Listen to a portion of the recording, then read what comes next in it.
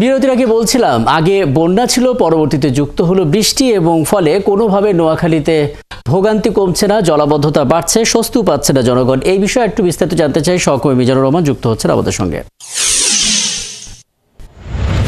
মিজানুর রহমান, একটু বলবেন আসলে বন্যার পানি সরছিল, তার মাঝে আবারও বৃষ্টি এলো, ফলে পানি তো সরছে না, জলাবদ্ধতা মূলত কি কারণে হচ্ছে এবং বেশ খানিকটা সময় বৃষ্টি তো থেমেছে, পানিগুলো এখন পর্যন্ত কেন সরছে না আসলে?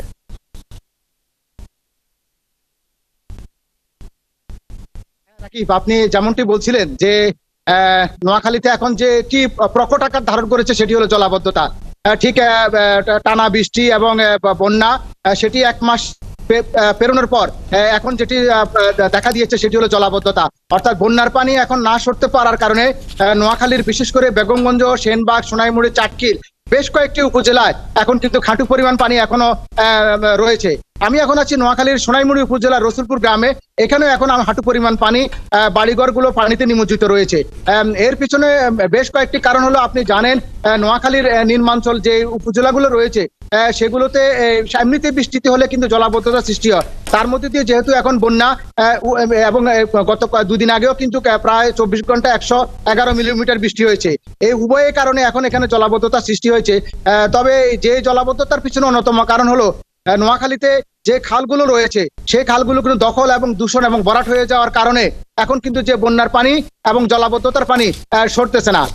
বিশেষ করে বিগত রাজনৈতিক সরকারের আমলে নোয়াখালীতে প্রতিযোগিতামূলকভাবে এই খালগুলো কিন্তু দখল করা হয়েছে এবং ভরাট করা হয়েছে, এবং সেটির কিন্তু এখন চরম মাসুল দিতে হচ্ছে কিন্তু এলাকার লক্ষ লক্ষ বানবাসী মানুষকে।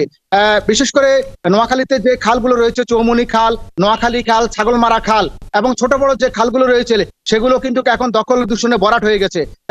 যদিও বন্যার পানি সরানোর জন্য স্থানীয় প্রশাসনের পক্ষ থেকে কিছু কিছু জায়গায় খাল কিন্তু পরিষ্কার করে পানি নিষ্কাশনের ব্যবস্থা করা হয়েছিল, কিন্তু সেটিও অপ্রতুল।